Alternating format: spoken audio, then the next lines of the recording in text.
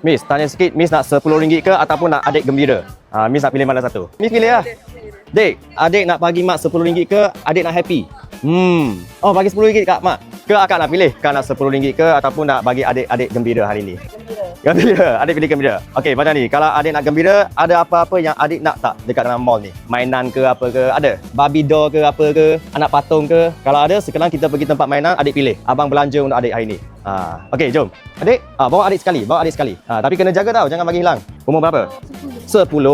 Okey. 10 ada mainan nak main lagi? Ada punya, mesti ada. Saya masa umur 12 saya pun nak main lagi. Adik tengok ada apa-apa mainan yang adik nak tak? Adik pun sama juga. Dia nak apa? Adik tengok. Nak swimming pool ke? Patung ke? Masak-masak, hospital? Ataupun adik nak pencil box? Abang bawa adik awak pergi pilih. Kalau dulu masa kita kecil-kecil kan, kita nak mainan, mak ayah tak bagi. Tu rasanya hari ni kalau kita mampu, kita tolong adik sikit. Adik biasa suka main apa? ML ada main? Rank apa? Epic. Alamak, dark system. Biasa pakai hero apa? Matis, lane apa? Nasib baik dia tak jawab go lane. Okey, nak ni. Confirm. Confirm Okey. Adik, abang sudah ada tu. Adik nak mana? Oh, nak jadi jururawat.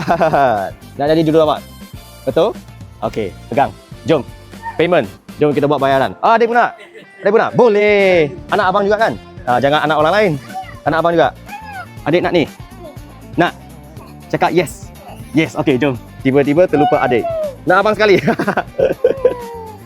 Adik pegang, tak lepas-lepas tengok. Tak lepas-lepas. Suka tak? Suka. Aduh. Adik nak scan? Scan. Alright, 3 barang. Okey. Ui. Okey, adik-adik happy tak? Ada main TikTok? Sebab barang ni saya cuma hanya bagi follower je tau. Adik ada follow saya tak? Dennis, D-E-N-N-I-S. Jap. Tunjuk. Abang baru tengok je. Tapi ni akaun lama. Abang try pergi akaun baru. Alamak, tak ada follow, tak ada rezeki. Tapi tak apa, abang follow dulu. Jadi sekarang abang ni follower saya. Jadi kita akan kongsi. Nah, mari. Belajar baik-baik jadi jururawat, okey? Belajar baik-baik jadi pelumba. Belajar tadika baik-baik jadi robot. Okey, ni receipt bagi abang sebab nanti takut keluar dia nak tengok. Terima kasih. Okey, sama-sama dik. Belajar baik-baik, jangan lupa mak ayah, jangan lupa Tuhan. Boleh salam Okey. Okey dik, salam.